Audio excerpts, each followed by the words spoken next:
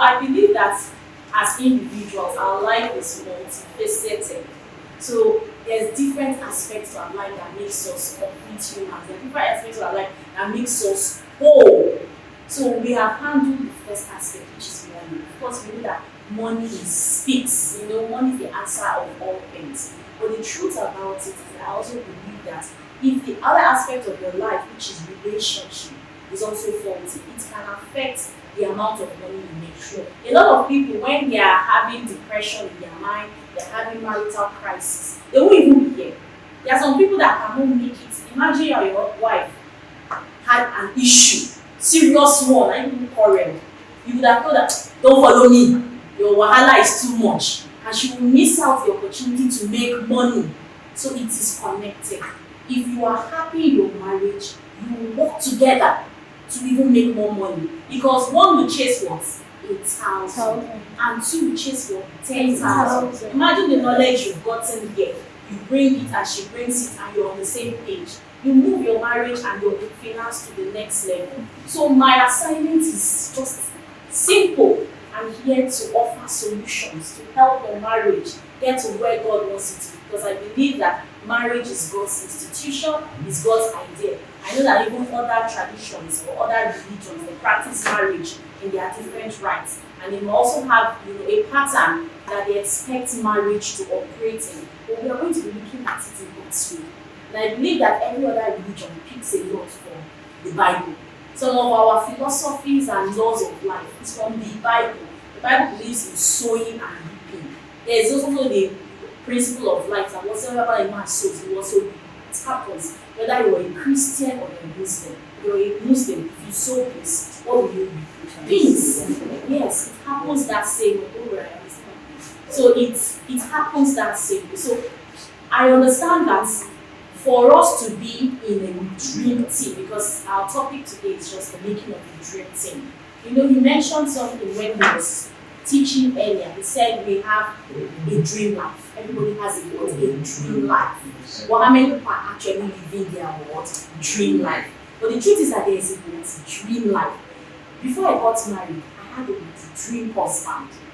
I'm sure before you got married, he has a dream wife. The same story is for everyone. And even for our singles here, many of us don't have dream husband in our mind. We have. Some of us have already said praying about it. But the truth is that how many people actually actualize this dream husband or dream wife? People don't even talk about dream marriage. They just talk about my dream husband or my dream wife. Because they know that if they connect with their dream husband, automatically they will have a dream marriage. Beautiful.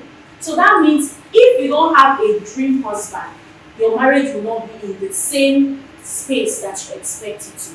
So that is exactly how it works. Now, a lot of marriages are crashing every day. You go on the news, social media, celebrities, we hear about their marriage flops here and there. Does it mean that when they were single, they did not have a dream husband? They had. They had dream husbands in their mind. Does it mean that the person they got married to was not their dream husband? It could have also been their dream husband. So what went wrong? That they did not turn a dream husband and themselves into a dream marriage. Why? Because they lack knowledge. The truth is that the difference between the rich and the poor is knowledge. It's not two heads. The difference between the successful and failures is also knowledge. So if you want to have a dream marriage, it's also what? Knowledge. I am here because of the level of knowledge I've exposed myself to. When I was young, I made serious mistakes. I also did a lot of good things. But the truth is that if I have opportunity to live my youthful life, one thing I will ask for God is an opportunity to have someone that I can speak to on a personal note. That's the truth. Because many times when we go out there, we hear general things. When we go for relationship seminar, the teachers or the instructors, they talk on a general, topic that they might not be addressing your specific need. But when you have the opportunity to have a coach that will talk to you one-on-one, then you should know that you are set on a path to success. That's the truth. Because when you leap on people's shoulder, you can definitely see farther than your height could have taken you. And that means you'll be wiser than your peers, you'll be wiser than your age mates. I've actually offered this program to some couples because I'm running this personal program right now for some couples to help them generate a one-on-one experience to understand what exactly they can do to take their marriage to the next level, because every marriage is a different level. So the fact that you can get a general knowledge, if I work with you one-on-one, your information or the strategies that I will provide for you will be unique and it will be tailored to you. And the truth is that I'm offering these services free. I am offering these services for free. So I'm working with 5 couples, 5 intensive coaching sessions with each couple. And this is definitely going to take 3 days per couple for me to work with them one-on-one to achieve a dream team. Of course, what we do as coaches is basically to just listen to you, ask you questions. We don't tell you what to do. Nobody can tell you how to run your life. Nobody can tell you how to run your marriage. But there are some hidden things that you might not understand, and maybe the root cause of the challenges that you're facing in your marriage. What you just need is a coach to ask you some questions that will help you unravel the foundational issues that are causing the trauma in your marriage, and giving you some strategies, some insight as a result of experience, as a result of research, that works timelessly. Research that is based on scientific research that works timelessly, that will help you take your marriage to the next level. That is what I'm going to be doing with 5 couples, because this is going to be an offer that will not come all the time. This is a season of marriage, this is a season of love. I'm giving this up. I have 3 slots taken already. So I have just 2 slots left. And I want to work with couples. These slots have been taken as we speak. So we have 2 slots to go. So I decided I'm going to open it up to this amazing set of people here. So if you want to be a part and parcel of this coaching session that will be happening by 2nd of March, that is when we are starting. 2nd of March to the 20th of March. So you pick 3 days that are convenient for you. So some days also have been taken by these 3 couples. So you reach out to me and tell me the days that are available, and I work with you and your spouse on a one-on-one basis and help you create strategies. We do it together. We create strategies that will take your marriage to the next level.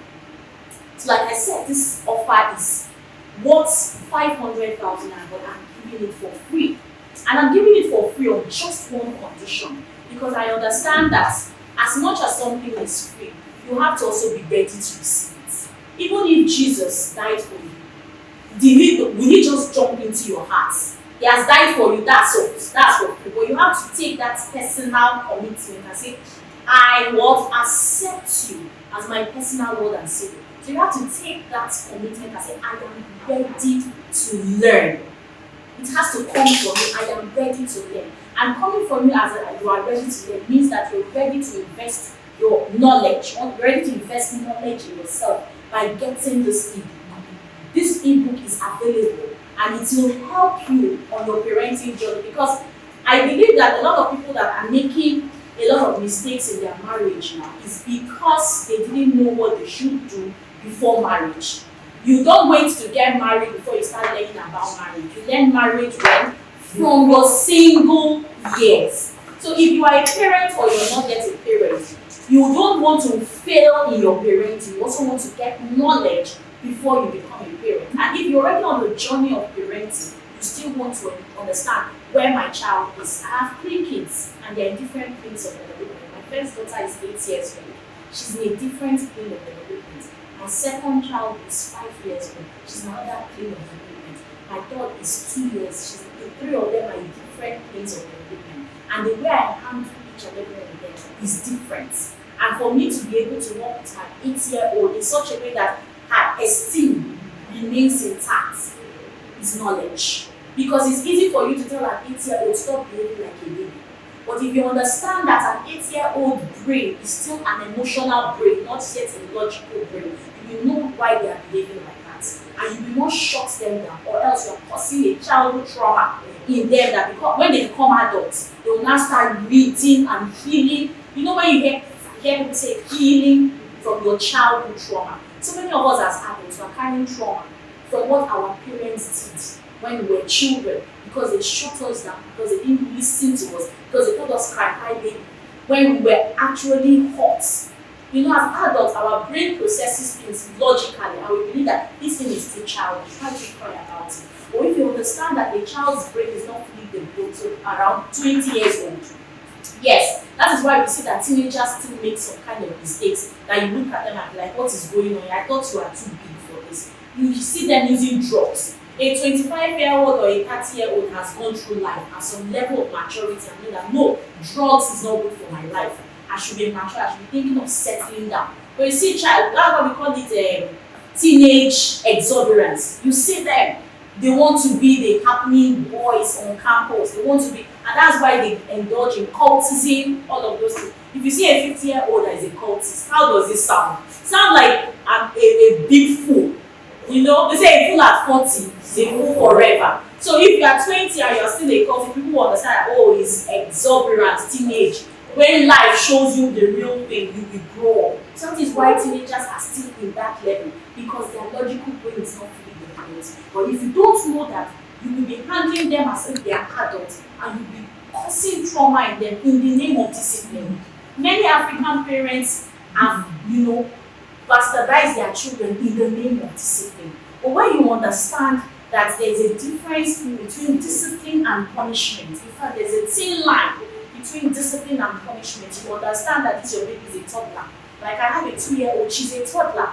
She's in her first stage of development. My 5-year-old is in her second stage of development. My 8-year-old is in her third stage. That's middle childhood. She's in her third stage of development. So there's a uniqueness in each and every one of them. This book, Parenting with Care, will explain to you everything to expect. So that when your child is behaving, a toddler will throw tantrums. It's normal. Because they don't know how to communicate their needs. They want to be, they will cry. They want to poop, they will cry. They want to sleep, they will cry. They are not naughty. They lack communication skills. You have to teach them. So when they are crying, don't say, keep quiet, you cry too much. You are shutting your child up. So now you're telling your child to keep quiet. By the time your child is a teenager, your child is so timid. Why are you not talking? Why are we contradicting things? When the child was in that stage where they were free to express themselves, you inhibited them, you cut them short. Now when they are teenagers, and I see other teenagers are making it and they are bold and they are confident, I say, you cannot talk, you don't be looking like me. You don't know that it was what you did at their foundational stage that is speaking in their childhood stage. Why do you say that there are some children that are extremely confident and some are very timid? Do you think that God is partial? Or do you think that some God created some children to just be extremely? No. Trace it to parenting patterns. Go and check their parents. They are intelligent and well-knowledgeable parents. They are parents that understand the word basics in rearing children. Because the truth is that children were given to us, but no manual came, right? It's just like your TV, your blender. When you buy it, it comes with a word manual. You can read through the manual, understand the do's and the don'ts. But your child, did it come with a manual? Was there a manual from the womb? No. So don't think that you can parent your child with your parents' knowledge. No. You have to understand this one is unique. I don't know how many children you have, but all your children are unique. Yes, the second one, and the third one, and the fourth one, they are coming. They are not the same. Their temperaments are different. So in this book, you understand the different temperaments that your children fall in, the stages of their growth and development. In fact, the knowledge you encumber from this book will help you to parent with calm indeed. You will parent with calm. You don't even need to scold, shout, harass, castigate, dehumanize a human being created with the image of God in the name of parenting. Many times we do this from our own internal trauma. It's not because the child offended us. We are just triggered. It is just the way our parents modeled it to us, and we think that is the way to do it. And we now transfer that same aggression. Before you know, your child also grow to be aggressive, and the same evil pattern will continue to happen even to the next generation. But you can tell yourself that today I choose to be a new ancestor. I choose to stop the old pattern of parenting from my family because I know what's better. This is that one book that will give you all the knowledge you need to parent your child with knowledge and not with harassment and not with what? Criticism. That is what a lot of parents do. They think that, oh, if we don't talk about this child, that this child will grow up to be well. But not knowing that you are impeding the creative genius in your child or the talent in your child. So to qualify for being a part of this coaching session, you have to make an investment getting this book. And it's an ebook. We have the ebook, we have the hard copy. Right? The ebook costs just 3,000 naira and the hard copy comes for 5,000 naira. With this investment, you're telling me that you are ready to listen to what I'm going to be teaching you, come the month of March. If you can invest in this, that is, you want to raise a child that is completely, secure, a child that is healthy emotionally and physically, then you're ready to heal your marriage. You're ready to even take your marriage to the next level. So having said that, I'll go to what I have for today, which is the making of a dream team. The making of a dream team. This is just an overview of what we are going to be learning during our coaching session. This is an overview. Now, remember when I started, I said everybody has the desire to have a dream husband, a dream wife, and all of that. So it takes the quality of husband and the quality of wife to create a dream marriage. Yes, if the quality is bad, how will the marriage be good?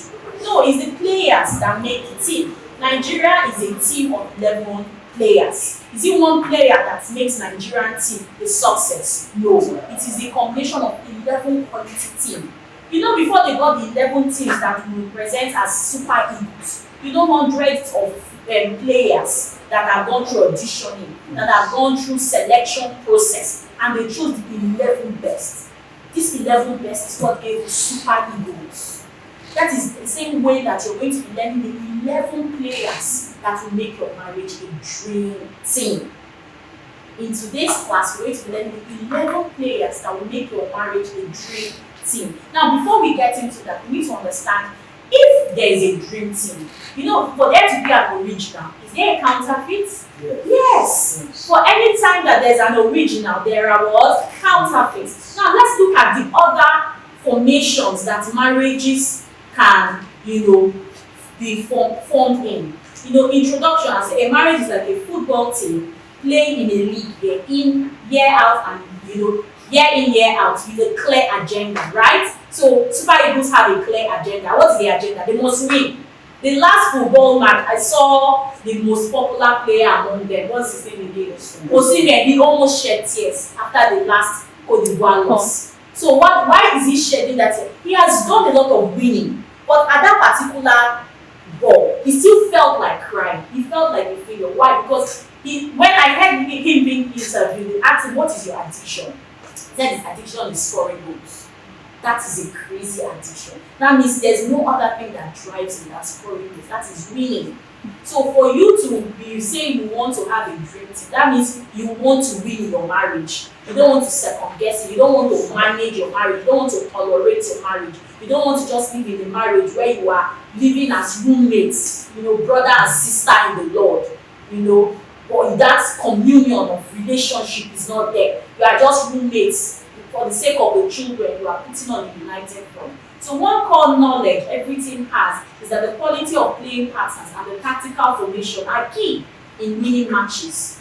Ignorance of the playing pattern of your team is already tantamount to failure. So if you say, I'm ignorant about the way my husband is playing this game in marriage, it's not an excuse. It's a recipe of failure. So the law says ignorance of the law is what?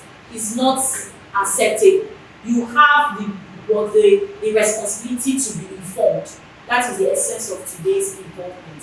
Ignoring the tactics of your opponent and how to neutralize their pattern is a recipe for marital failure as well. So what formation does your marital team play where your team plays on the law? So now every one of us, as I read the different marital formations, let me just skip this and go to the next one because of time. As I read the different marital formations, you listen carefully and determine where you are, because I believe that there is original and there is close to original. let's not call it totally fake. Now, these are the different marital formations. We have the Poseidon. The Poseidon is a kind of marital relationship where it is like a master-slave relationship. How many of us have seen that kind of relationship? It's either the husband is the know-it-all or the wife is the know-it-all. What happens in that kind of relationship? Creativity is truncated because one person is the all-knowing and the other person is the not-knowing. So you hear, you see, you do what I say. Don't think, just be a slave, just be a doer. That kind of relationship, what happens in that kind of relationship? There's absolute fear. There's absolute fear. And one person's life revolves around the other. One person is the oga, the other person is, my husband said, my husband will not allow me to come for that party. Like, you don't have your own life. Yes, you're a full-blooded human being, but you have been dehumanized because of the kind of player that you have involved yourself in. And the truth about it is that a lot of singles, because they don't know that this kind of formations appear, they just like, I want to be married, I want to be married. And because you don't know who you are, you settle for anything. It's not every husband that comes your way, or every man that comes your way that is your husband. And you might never know this except you know who you are as a single lady. When I have opportunity to talk to singles, I tell them that it is not in marriage you discover purpose. You discover purpose whether you're a female or a male when you are still single. It is when you have discovered purpose that say, oh, this is where I want to go in life. You have formed a strategy. This is where I want to go. This is your vision. You will now begin to sort. Is this the man that I will walk towards that purpose with, or is this not the man? I'll use myself as an example. When I was single, I had so many suitors lined up, and they were all good people. But I know that good is not enough. I needed the perfect match for my destiny. I had the ones that would be like Odogu's wife. Just come and eat my money. You don't need to have your own vision. My vision can cover the family. There are some men like that. Don't go out and work. I don't want people looking at you. You're too pretty. Sit in the house. I'll buy you the big cars. I'll buy you this thing. Just let me work. And they are very bossy. They are very possessive. They are very clingy. And I realize this is the kind of person I want to marry. What is my priority? Do I want purpose, my own purpose to also be there, or do I just want to, merge myself into another person's purpose? If I marry such kind of person, I won't be here. I will be probably in the house making sure that he's Amala, because I married a Yoruba man and I'm Igbo. So I'll be making sure that he's Amala and he's away to his board ready. As he's done with this training, you sit down, Your Highness, this is it with 4 pieces of ogufe. The money is there, but my vision will be truncated. But because I know that this is not what I want, I gave myself what sense, and I did what jump and pass. But women that don't have a vision for themselves, he's rich, he's wealthy, they jump in. And when they jump in, this is what they get me. By the time they start budging and start growing and saying, I have a voice, so let me speak, and it shuts them up. Say, no, this is not who you were before I married you. It's not now that I'm married you want to have mouth. So as women or as men, we need to know who we are before we get into a relationship. So that we don't enter into bossy-down relationship where emotional torture and one partner becomes a martyr. Then we have another marital formation which is called the Tantis Romeo. Tantis Romeo, you've heard the word Romeo and Juliet. It has to do with the lover's story, right? Titanic ship. But when you hear Tantis Romeo, it's telling you that there's something wrong about this love. It is a conditional love. It usually happens when an older man marries a younger girl, for his own personal satisfaction. Some older men say, I want a young blood. That is a selfish reason. Or a younger girl say, I want an older man because he's well made. I don't need to hustle with him. I don't need to grind with him. He's already made, and I sit down and enjoy his marriage. That is a conditional love. So what happens when they get married and the young blood is not performing? Or what happens when the Odogu becomes so sick and is now handicapped or crippled and he becomes disgusting to you as the wife? His conditional love is now tested, and you will see that they would now begin to go through a lot of emotional outbursts, anger outbursts, because the love and the genuine reason for marriage is not there. We have another formation called the Galacticos. Galacticos is basically the celebrities that we see operating in this aspect. Apart from the celebrities, because their life is out there, people that are self-made, maybe a woman married at 40, she's already a bank manager, and the man is coming, he's also a bank, he's also a chevron oga, so everybody is made. She has her car, he has his car. I'm made, you are made. I have 10 PhD, you have 20 PhD. Everybody is self-made, and they come into the marriage, and everybody is carrying shoulders. Because yes, because you did not make me, I did not make you. So who goes to the kitchen? Why should I be the one in the kitchen? Okay, you are hungry, I'm hungry, we can all eat. And they don't understand that even if you are in a relationship, there has to be submission. And submission is not only because God says that the wife should submit to the man, it's also for the purpose of order. And even before God says you should submit, the man should submit, there's also that divine commandment that we should all submit as Christians, submit to one another. Before you got married, you were submitting to your parents, it was not a problem. You submitted to your boss, it was not a problem. Why would you find it difficult to submit to the one that you have chosen deliberately, that I want to walk the rest of my life with? Women find it difficult to submit to a man they don't love. That's what I know. Women find it difficult to submit to a man that they don't trust his leadership capacity. That is why I tell women, if you know you cannot submit to this man, don't need to marry him. Because if you marry him, you are bound to submit. And submission is not subjugation. It's only subjugation when you don't understand the power of submission. You submit and you influence from that position. And a man that does not also understand the power of leadership, you turn leadership to oppression and say, because I am the head of the house, what I say is what I do. I was looking at the two of you, this beautiful couple here. Your baby was crying, and the man stood up and went to go and carry that baby. There are some people that will say, no, the baby is crying, no, the woman should go out and pick the baby. That's union, that's cooperation. It is our baby.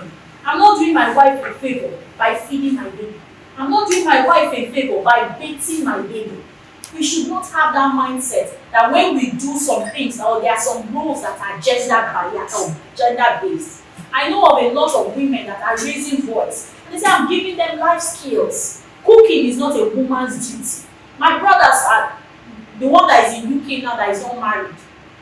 If he doesn't cook, what will happen? You'll be sad because you eat their burger and their shawarma and be bloated. And be bloated and be obese. But he cooked because he learned how to cook as a life skill. It's not a woman's responsibility. If you have a woman that is heavily pregnant and she has a toddler she's taking care of, you as the man can get into that kitchen and cook with the mindset that I am serving my nation. I am not being domesticated. It is a healthy esteem of a man that will make him enter into the kitchen and cook and serve his wife. My husband serves me breakfast on bed. It is a level of growth and stability. It is a level. It is my dream come true. But he was willing to grow into my dream. He did start that way. But because it is a journey that we are all ready to grow together. I share my dream, he shares his dream. And we don't look at it. If that is my dream, it might be very, very little to him. But doing that fills my love tank. And his own dream is listening to his dreams and aspirations and supporting his vision, fills his love tank. Then if we have that understanding, we work together and we are building a dream team. So it's all about understanding what is your partner's love language. You may be buying gifts for your partner, and your partner's love language is acts of service. You buy everything and you are not there to support in the kitchen, which is her love language. You are not meeting her need. So the thing that you must be taking out from this place is that what is my partner's love language? Have I been eating? How many years have I been married? Have I actually been eating my partner's love language? Because some men feel very, very sad when they hear, I did this for her, I did that for her, she has a car, she has a driver, she's living in a duplex, she has food, but she's not happy. That is because her love language could be quality time, or which could be, acts of service, or which could be physical touch, has not been met. So until you meet your partner's love language, you are not speaking the language that they will understand. So in Galacticos, everybody is Oga, everybody is a boss. So here they have their different agendas. Oh, I'm going to Miami today. I'm going to Francisco. I want to be based in Los Angeles. But I know my business clients are in Morocco. Okay, you can be in Morocco. Oh, you can be in Los Angeles. Everybody's living their individual life because I can do without you. You can do without me. But is that actually God's idea of marriage? Marriage is a union of two people coming together to blend their purpose, not to despise each other's purpose. And some of them feel like, oh, if I marry you, my own purpose will die. Your own purpose. No! You must marry someone whose purpose and your purpose align. That is where there will be no issues. So Galacticos happens when everybody is just showing up. Everybody has their individual agenda, and everybody is characterized by what? The blame game. Right? Then we have another formation which is called the brethren. I would call this the miserable marital formation, because this set of players, they really want their marriage to work, but they do not have what it takes because they live on assumption. Their communication skill is underdeveloped. They don't even know how to communicate in such a way that they will bring out the true root cause of their marriage. So at the end of the day, they begin to live a boring marital life. They live as brothers and sisters, and in the public, they look like a united and a perfect couple. But they know that the spice of their marriage has gone down the drain. And this usually happens as marriages progresses, when the things that they were doing during their honeymoon is no longer being cultivated. Maybe they used to take themselves out once in a month. Maybe the man used to go the extra mile to surprise her on her birthday, but because of cost of living has gone up, children are now in the picture, the house rent, then the man else, you are already my wife, there's no need to woo you any longer, see finish, like we properly call it, comes into play. Everybody is just doing everything at their comfort zone. Nobody's going the extra mile, and there's this form of emptiness, there's this form of vacuum that is inside of them. And honestly, this kind of relationship, extramarital affairs, usually creeps in because there is that space, that emotional neglect is there. The two of them are not communicating because they said that family is now their priority, no longer the both of them. Not realizing that before family started, it was the two of them. And even when the children go, it will still remain the two of them. So sometimes we hear that the wife is now married to the children. Sometimes that kind of relationship crashes when the children are made. They've gone to their husband's or their wife's house. The wife will say, okay, my purpose for being in this marriage is over. I was here just because of my children. Now the children are settled. I can go and now live my life on my own terms. I saw a video of a marriage that crashed after 40 years. And I'm like, how did this happen? After 40 years. I saw it. The woman went back to stay with her family in the village after 40 years. And if you hear that kind of relationship, it's a woman that was enduring maybe for her children to be settled, knowing fully well that if I separate from my husband now, the stigma of single mom will be on me, the bills will be on me, and all of that. But when she knows, I have nothing again, the children that were keeping me company in the marriage are all married, they are all gone. And then the man that I've been avoiding is now the only person that I have to see morning, afternoon, and night. And 40 years has come in between us that we don't even know where and how to retrace our step. And none of them is making any active, nobody's taking the first step to restore or to reconstitute this marriage. At the end of the day, we're hearing that such a thing has happened. This is a typical example of a brethren marriage. When you are trying to act perfect for the public, sometimes Christians flow in this category. Mommy Gio, Daddy Gio, you are acting perfect for the whole world, and you come into your house and you are not sitting down and not telling yourself the truth. Come on, the way we are going, is it the way it should be? I'm not feeling it, no communication. And maybe one partner tried to start the conversation, and the other partner says, you are overreacting. Over time, the other partner shuts out and feels like I'm not heard, I'm not understood, I'm misunderstood, I'm misquoted. And so there's no need talking because this conversation does not lead to anything productive. But the truth is that every individual wants more. Just as Mr. Unshaw has a job, he's here for more. Your marriage is in a particular level. I'm sure you still want a deeper level of commitment from your spouse, a deeper level of emotional connection with your spouse. Because every individual is an emotional being. Yes, we are all emotional beings. That is why we can connect to the blood of Jesus. Because what is the blood of Jesus? The blood of Jesus is not money. It is an emotional connection. When you understand what Jesus went through on the cross for you to be saved, it's an emotional, it's something deeper than money. So many times, as much as money is very important, our emotional relationship is most important. It also gives us the platform to do more in our financial life. So this dream team, they accept their losses and they share their gains. They don't say, it is your loss. After all, I advised you. I didn't take my advice. So bear the loss alone. They bear it together, and when the gains come, they share. It is our win, it is our failure. They don't play the blame game. Even if their partner or their spouse has made a mistake in the forefront, they try as much as possible to correct and then go back within themselves and speak on how they can do things better. The 11 team players, do they begin to quarrel? Maybe a particular player plays the wrong thing. It will be a disadvantage to them to be fighting on the pitch.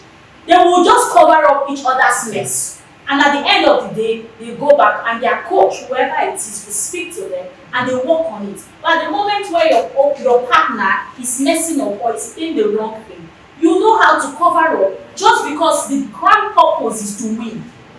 The grand purpose is not to prove that I'm wrong or you are right. But when the grand purpose in your relationship is to prove that I told you, you will always have a reason to say I told you. Because that your smart husband will make foolish decisions sometimes. And that your intelligent wife will make foolish decisions at times. But when you understand that the grand purpose is not to say I told you, you will not listen. You are disobedient or you are stubborn. You will find reasons to be saying I told you for the rest of your marriage. But if your grand purpose is to win, at that moment when she's making that tragic mistake, you are finding a solution at the moment. Cultivate, cushion the effect first. Let us save our face as a couple. Let us not cause more or dig more holes for us to drop it. Then when you have cushioned the effect of the problem, you go inside and say, no, this thing that you did almost cost us this. It almost cost us that. Next time, let us do it this way. Next time, let us do it that way. And that is how the team win together. Because they have a good sense of purpose and they are willing to learn. They don't believe that they know it all. Right? So these are the 11 key players that make a dream team. Just like the 11 players that make the Super Eagles team what it is. Talent is number one. Skill. We have vision, values, purpose, fitness, teams, understanding, development, strategy, and technical crew. When I sit with couple, I know that whenever you're having a marital session with families, sometimes it's the women that are more open to showing up, because women are more of the relationship type. The men feel like, what are they going to tell us that we don't know? But the truth is that if you really want your marriage to be one of bliss, then the husband and wife have to sit together, because it takes the two of them to make it work. You cannot tell me that your wife is the only one that is sad in the marriage and you are happy. How can you be happy when your wife is sad? Then you are not even her team player.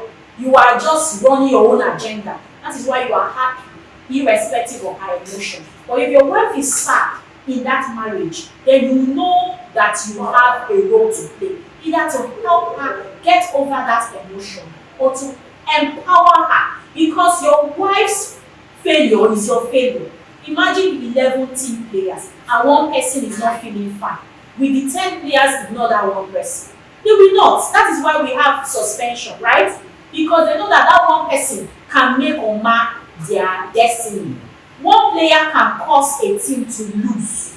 One player can cause a team to win. So if your wife is not in the right frame of mind, you must not ignore her. Even if you feel your marriage is perfect, but your wife is telling you that I am still having some crisis in this marriage, and you are wondering what is the crisis. You have everything in life. You have this, you have that. As for me, I am fine in this marriage. If you have crisis, that's your own. Then that's not the mindset of the team. A team just say, oh, I thought we are at this particular place. But if this is what you are feeling, can I hear what you are feeling? So I can understand how I can help you and how I can clarify issues. So when it comes to talent, when we talk about talent in marriage, installing talent in marriage, everybody has their ability to do. That's the truth. Our innate ability is love because God is love and we are created in the image and in the likeness of God. Every child born of a woman has the capacity to love. That's why they see their mother, they cling to their mother, they love.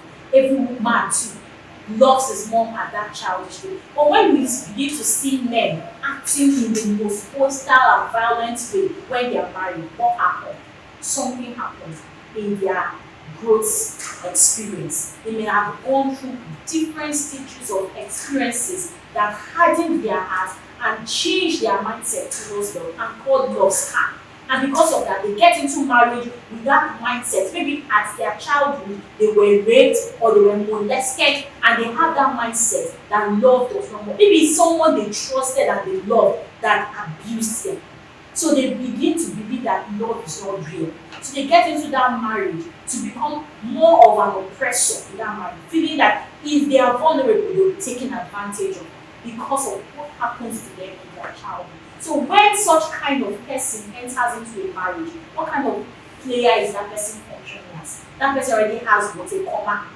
That person still needs to heal for that person to give love at the ultimate and at the way God expects that that marriage. So when I sit with couple and they want to install this talent in their marriage, these are questions I get to ask them. And I tell them, okay, have a sheet of paper, answer these questions. Do I feel love or unloved? So the man writes his answer, the woman writes her answer. And the truth is that at the end of each session, we review the answers. Because some men will say, I feel loved. I love my wife so much. And the wife will be writing unloved. And you are like, really? After something, how many years of marriage you're unloved? Don't shut her down, because honestly, people are willing to say that they are unloved. It might not be in the way, or is it because I've not gotten you? It might be deeper than that. When you come and you're ready to build a dream team, it's a time to be open. Remember, the qualities of a dream team, they are willing to hear and to be heard. They are willing to open. You don't come with a defensive suit. If you like me unloved, I cannot come and kill myself. I've done everything for you. Just first of all, listen. Whether she's unrealistic or not, listening is where your help comes from. So the woman gets right. Why feel loved or unloved? Second question I get to answer is, why do you feel the way you feel? So they get to write it. Is there anything in my past that could have been responsible for this response? You may not understand, but these questions have a way of digging foundational traumas.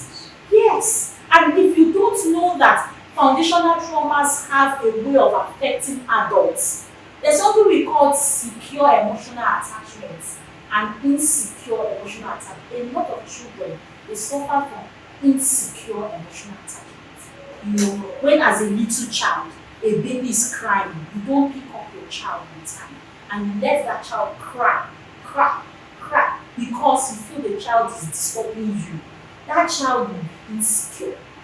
That child will feel that I'm not loved enough, I'm not needed. So anytime you put the child down, the child will cry. But you see, there are some children that even if their mother is not here, they are free. They can play with everybody. They flow. Why? Because there's secure attachment. They feel that my mother loves me, and whenever my mother is back, my mother will come and pick me up. But a child that is insecure is the kind of child that will just, don't want to relax. Those are the kind of children that are easily clingy because they feel that if their mother sets them down before she will pick them up, it may take another hour. It might take them crying over and over again. So they believe that their security comes only when they are attached to their mother. And when that kind of child grows up to be an adult, that child will also have an attachment problem, with their spouse. You have some spouse that are not deeply connected emotionally with their children, with their wives. They don't have the capacity because nobody showed them that emotional love when they were growing up. A family of maybe 10 children and the mother is hustling, the father is hustling. Nobody has time to look at your face. Yes, everybody is just hustling on the road. Whatever you see, you eat. That child will grow up to be an adult and not have the capacity to be emotionally connected. You won't see emotional connection as a luxury. If the wife is saying, I don't feel emotionally connected to you, say, Madam, go and sit down. Is that what we're talking about? Let's make money first. Do you understand? And that is a genuine need of the woman because she has experienced that connection in her own family. But getting married to you, she's not experiencing that connection. There will be friction. And the man doing that is not because he neglects his wife, but because he does not have the capacity to do it because it was not given to him. So this is where sometimes what happened in our past can affect. Now, when was the first time you felt love? How do you want to feel love? What is love to you? Do you really love yourself? How do you see men and women in terms of equality? This is a foundational question I get to ask men. Because the way you see men and women will determine how you love. Because some people feel men are superior than men. And when it comes to that, when they marry a woman, they talk to the woman in her, they treat the woman in her.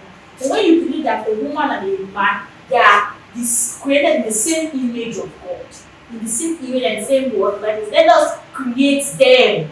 That is man and woman in our what? Image and likeness. A woman is just an expression of God in a feminine body. A man is an expression of God in a masculine body.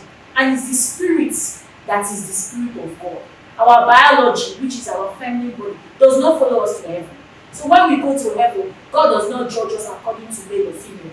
He judges us according to human spirits. So if you understand that your wife is a human spirit and I, as a husband, am a human spirit, you will treat her with respect. You will treat her with dignity. You will treat her with honor, the way you treat yourself. So this is very foundational in understanding how you relate to your spouse. And how will I start to communicate with my spouse when I don't feel love? Communication is very key. When you are trying to install talent or love in a marital relationship, communication is number one thing that should be addressed. Some men don't like the way their women talk to them. Some women don't like the way their men talk to them. But they have not sat down to tell themselves, okay, how do I want to communicate? If I am wrong and I'm genuinely wrong, please, this is the way I want you to tell me, especially when we are in home. All these things have to be stated. Because if you assume that your wife will know how to talk to you, she may just talk to you out of her own personal trauma. She may also talk to you out of her own personal trigger. And you too, you may think, my husband is always shouting at me in public. And you have never sat down and said, okay, my dog, this is the way you speak to me in public. I expect you to speak to me like this next time. If you speak to me like this next time, I will not be embarrassed. But I will understand that this is what you're trying to communicate. At that point in time, you're not telling your husband, don't correct me. But you're telling him that this is the pattern that will work better for me. So when that particular issue has been handled, you will see that in the public and you are doing something that your husband does not want, he will not do what he used to do because there is now a new pattern to be about. Instead of him to say, why are you doing that? Is that? And that brings stress and friction to the marriage. It tells you, maybe it comes, there's a personal code between the two of you. Based on agreement, it just comes, taps you on the shoulder. That's the code. And you understand that this code my husband has given me is a code of I'm disappointed in what you want to do. You get it. Without the whole world knowing that your husband is giving you a sign.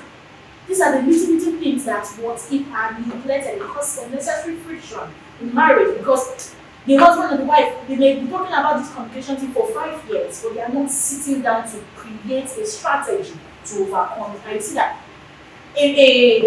someone was sharing with us on Sunday about something he experienced. He said he experienced a man over the phone on top of his voice shouting, and he guessed that the other person at the other line was the one. He said, you have been doing this thing over and over again. This will be the end. You will get this marriage to the end see that there was a young child that was even close to this man, a child of 12 years old. Okay, man, if anything happens to your marriage, the two of you might try, but this child will be destroyed emotionally and self-esteem wise. So because of that, you need to figure it out. But there are some things that could be settled by just mere agreements, but can be, lingered and sustained as a result of not having the strategy to solve these things, right? So we go to skill acquisition. What is skill acquisition? This is your processed talent. While talent is natural, skills can be cultivated and developed intentionally. So when I sit with couples, I tell them, what are the areas you need? You tell yourselves, you write it down. What are the areas you need your husband to improve on? What are the areas you need your wife to improve on? So marriage is not based on assumption. You may be married with your husband for 2 years and you realize that this is what my husband has been doing for 2 years, and you have never sat down to tell him these are the things that I don't like. Instead, you begin to react to him. When he does those things, you respond to him in an aggressive way. But it is not solving the matter because you are not communicating it. But when you sit down and have this conversation, what are the areas you need me to improve on? The wife writes it, the husband writes his own. At the end of the session, you exchange it. Wow, so you really want me to improve on my time that I spend with my family? Oh, how come? It could be that you have not been spending time with your children, and that's why your wife is easily angry with anything that happens in the marriage. But she does not have the right communication skills to tell you. Instead, what she does is by reacting angry with you. Or it could be that the way you are cooking, the man is not happy. But because he does not want you to feel bad, he keeps on managing the food like that. But at the end of the day, it makes him to not, that relationship to lose its interest and lose its vigor. When you are able to express these things and the two of you come to that place where you understand that these are the areas I want my husband to improve on, and you are not going to begin to say, this thing that you're writing right now, I don't think I have an issue with it. It is not an opportunity for you to start being defensive or start being negligent. You want me to improve on this. Why? Why should I improve on it? I don't think there's a problem with it. If you are begin to act defensive, then you are not ready to grow. Instead, the question should be, can we analyze of these areas? How exactly do you expect it? If you don't understand what your wife wants you to do, you can ask for advice.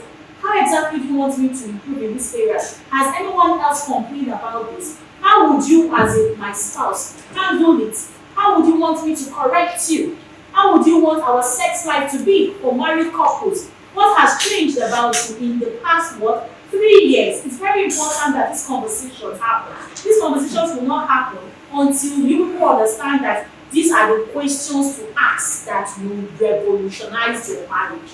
A lot of people don't know the right questions to ask. Instead, they begin to run around in circles. Usually, I'm angry with that. He's angry. There's just an outburst. There's just an outburst, but there is no strategy in containing this outburst, right? So I'm just going to run through it so that we can round up. So this is vision. Vision is the clear picture of the future you want to see, right? So as a couple, you need to sit down together and create a vision. What kind of marriage do you want? The two of you need to be saying the same thing. The husband should not be saying, the kind of marriage I want is a marriage of peace, harmony, love, respect. And the wife is saying, the marriage I want is a marriage of adventure, is a marriage of traveling around the world. The two of you are not on the same page. And that is why there is conflict. So if the wife is saying adventure, travel around the world, and the man says quietness, peace, the two of you have to come to a compromise. Okay, you want adventure, I want peace. How can we have the both in the marriage so that there will be peace? But if there's only peace and harmony, and the woman wants adventure and you're not giving her adventure, will she give you peace? No. So you have to articulate what you people want and make sure that the two of you understand it. That is why it must be known to the two of you. A lot of family have been running without vision, but we have company, vision statement, mission statement. You don't know that your family is your first company.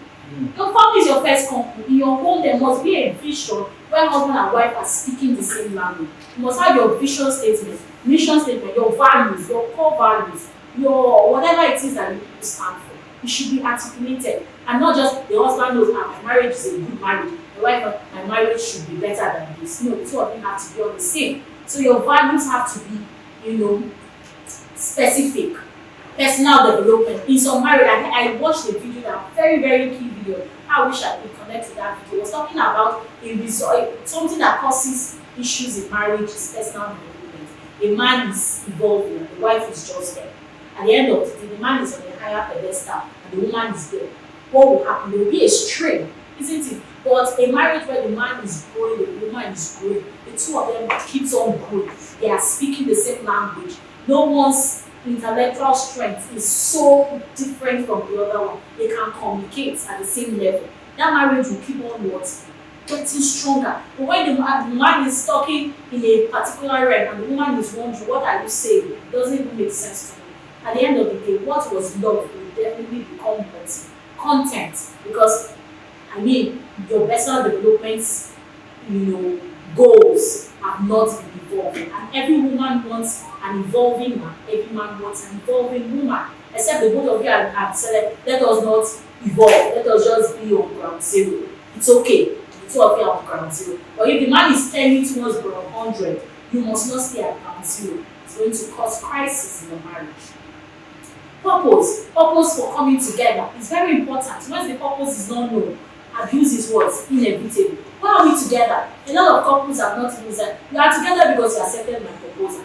Is that enough purpose? No, you must have a reason. I'm with you because of this vision.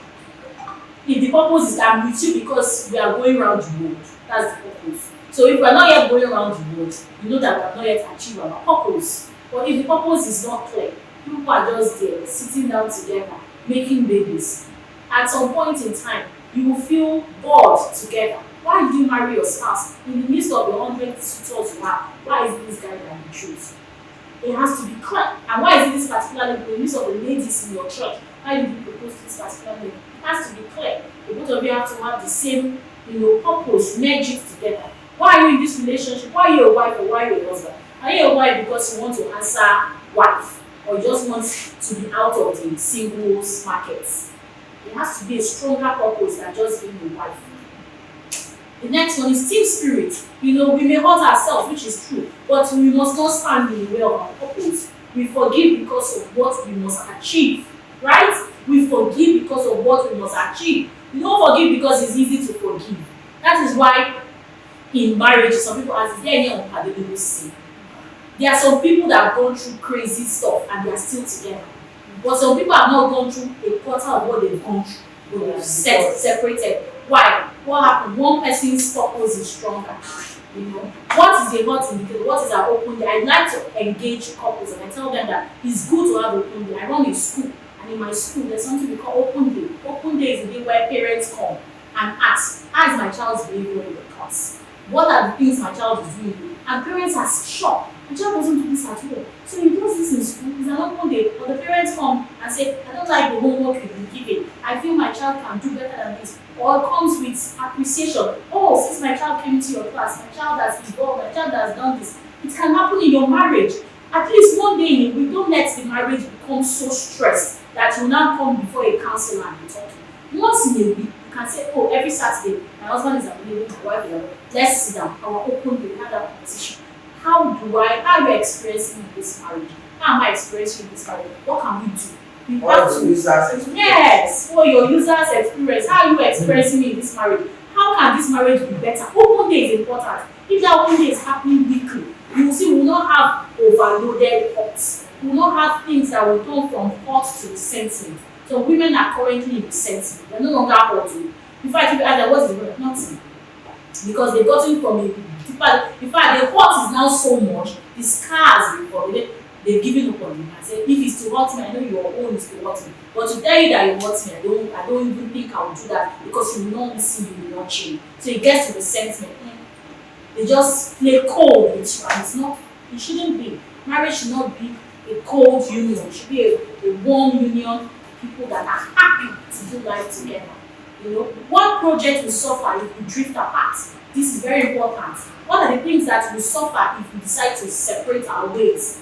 The things that are keeping us, are they stronger than the things that want to pull us apart? It's very important. Understanding is key.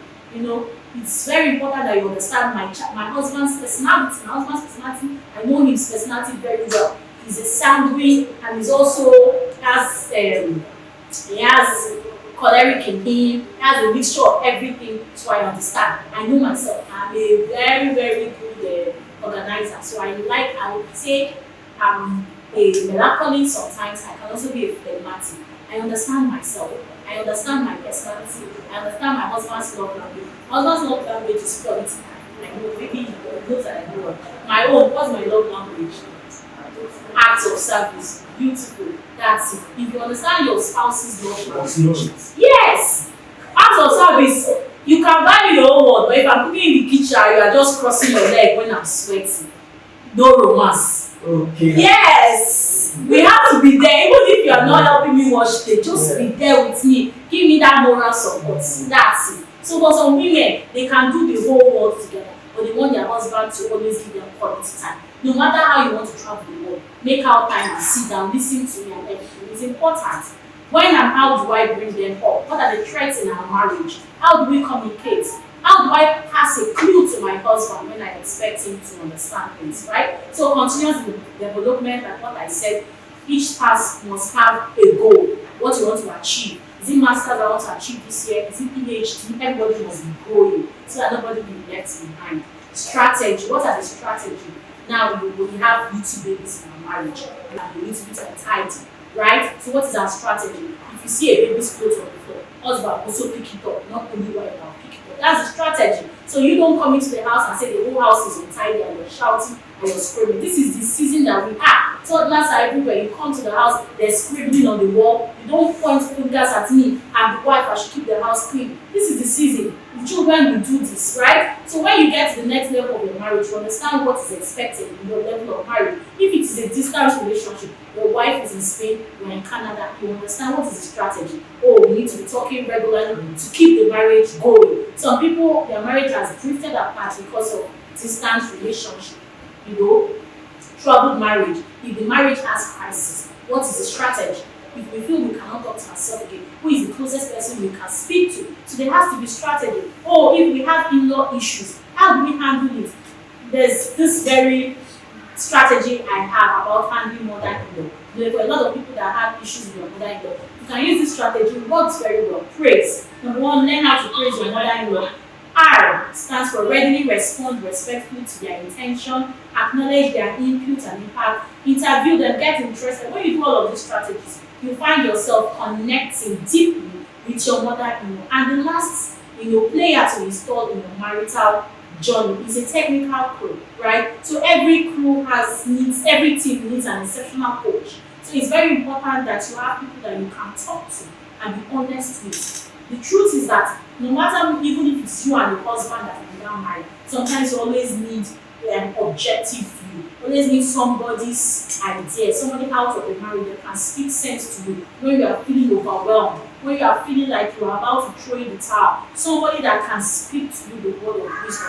That is where the office of a coach comes in, marital coach. Who are our marital coaches? And how often do we go for marital checkup? Just as you go for car checkup, go for general body checkup, your marriages needs checkup at least once in a year. Some people have been married for 2 years, 3 years, 9 years, and no checkup. They just feel like everything is going on well, but they don't know that they are just a time bomb, sitting time and ready to explode. I pray that that is not our portion. So with the knowledge that we are gained today, you can hire me as your marital coach, your family coach. I work with parents, I work with children. I have over 12 years of experience with children, and by God's special grace, I run a school, so I have experience. I understand, how children think, how children, what makes children get out of that timid box and become the best version of themselves. I exactly know how to work with children from early years even to teenage. God has blessed me with so much knowledge, research, and experience. And now God is leading me into marriage, because I understand that if I must work with children are a factor of the parents. And if the father and the mother are not healthy, the child can never be healthy. So to do a holistic job, I have to work with the parents. Before they start bringing children that have been battered and abused, we have to fix it from the root. Husband and wife are happy in their marriage. What kind of children will they produce? Quality and healthy children, stable children. And that will reduce the work of healing children with us.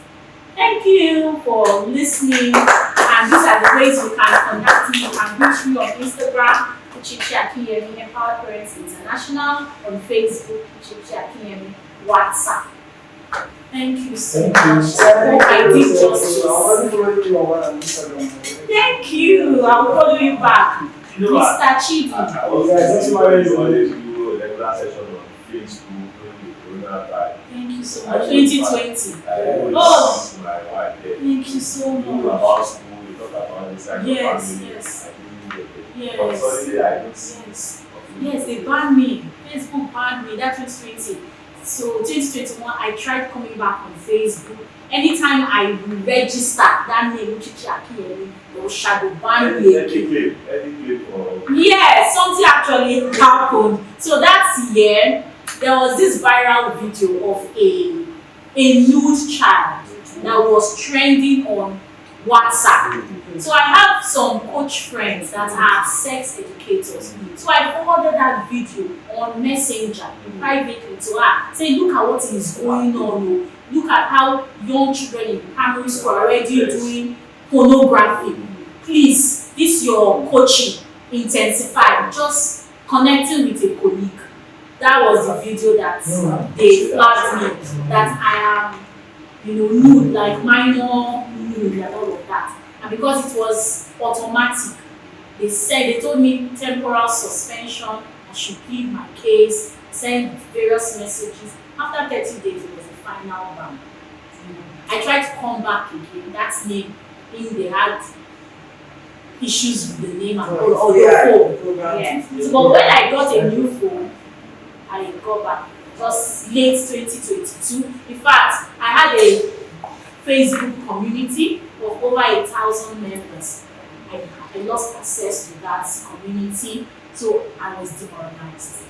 I had to go to Instagram, and I've been doing my stuff on Instagram since then. In fact, it was so serious that all the accounts connected to that Facebook account was banned. My WhatsApp, Facebook and WhatsApp is connected. Yes. My WhatsApp number was banned. My Instagram that I connected with my Facebook was banned. Just that I had a backup page that had not linked. That one was me. So I had to now continue with my creator. So that's the story. So I'm back on Facebook, but the energy is not there. I'm now doing more of YouTube videos. I'm doing YouTube, I'm doing Instagram. Now I'm coming back to Facebook. But a lot of people that were in my space there, I'm getting to add them in as my friends. I created another platform. I'll add you to WhatsApp Facebook community. Over 40 people there now. Yes, thank you so much. Questions time. Yes, madam would have. I see this for her. Oh, interesting. Yeah, that video is very good. Questions? A very next day. I want to really appreciate the session because, over time, we have known ourselves. And the balance we see our power I know that this specifically is your field and it's your area. So, and God has been using you in this area. That period too, I was opportunity to join some of the sessions that yes, right. So I know that when you have a history behind it, you are detailed in one area. So you are driving at it. So I really appreciate it. Now, my question is this. I discovered from my experience as a pastor that one of the major causes of problems, issues in the home front happens to sex related, emotion related, stuff that has to do with the intrinsic part of us as humans. It's either like you mentioned the other time, either the man or the woman is not paying close attention to what irritates the other partner, or practically their sexual life is broken or something has happened that has brought it down. Now, more often than not, I discovered from my experience that the man happens to be at the receiving end. Should the woman be somebody who cannot attend to the man's sexual needs as expected, or decides to punish the man anytime there is an issue in the home with sex? So most of the time the man gets pushed to the wall to do what the man may not want to do. And from experience too, I still deduce that we endure marriage instead of enjoying it. And that brings the role of torment. And most of the time, the man gets to die earlier than expected. Because the man wants to prove and the man does bottle of love. Among them, the man does another bottle strong. Now, I know by experience with approaching several reports, cases that were handled. If a man or a woman is having sexual issues in the home, like the man is not listening, the man is not satisfying the man, or the woman is not satisfying the man, what can be the immediate thing to do after communication? Because I know that the first thing is to communicate that act. My Lord, this thing is not. I understand by training that there's a difference between making fun, having fun, and having sex. To have sex is different from to have fun. So to have fun, you enjoy what you are doing, your spouse, and all of that. Yes. That's more making love. Yes, more making love. Where the both of you are participants and you are enjoying You it. can tell yourselves what you want. Okay, I like it like this. Okay, touch here, and all of It's that. more like a fellowship. Yes, like the fellowship after the fellowship. Yeah! Fellowship, the two of you have to be part of it. Yes. But sex is like one person is doing Just the what you whole want to do work. and everything. You are tired. Just be fine. Oh, that wants Madam to be in this conversation. Praise the Lord. All of us Fellowship need at the it. So now, if there has been communication, Yeah. what can be the immediate thing that can be done to save the home from? Because I believe that the moment the man goes out to do it for the man, then there's more trouble Yeah. than. Lack of trust. Because there are some women that the man will meet outside. Yeah. They will need to speak in tongues. And then the woman has Those are their assignments. That's their assignment. They are trained for it. Because they don't have family challenges. So they are only thinking of how to break one. Yes, how to break one, Yeah. how to capture the No, not how to break one. They are thinking how to satisfy their customer. Customer to make money is a means of income. But because That's what they do. yes, so they train for it. About the man, that is, how can I do it in Yes. such a way that this man will will come back. Return customer. It's not to Not the best It's not to break, right? visa experience. The way you have visa Unforgettable experience. Like me experience. now, I love Samsung. They've given me amazing visa experience. You always Some people come like back. iPhone. Yes. You understand? Because of the visa experience they've given them. You understand? So it's not that they intentionally want to break the home, but they want to keep the customer. Because the goal of business is to win customer and keep them, pin them down. It doesn't matter the business. It doesn't matter the business. So what Pastor is asking now is that how the woman will keep the man, so that the man will not even go outside at all. Yes. And the truth is that with what you have said, no women need to also be trained that they must take that sex as business. Yes, they have to. They have to. Yes, they have to. It's something they must do. They have to take it. They have to take it in such a way that it is a do or a do. But not only the woman, what of the man? What if it's this and this? Yeah, whoever has the challenge. Yes. Yes. Yes. They have to be ready to improve. Your partner cannot be communicating one thing over and over again and you are not making any effort. There has to be an effort. If you truly love your spouse, you must make an effort. You must make an effort. And the other partner has to be patient. It will not happen overnight. Especially if you have a spouse that is not experienced in what you're asking for, you can teach her, you can buy books for her.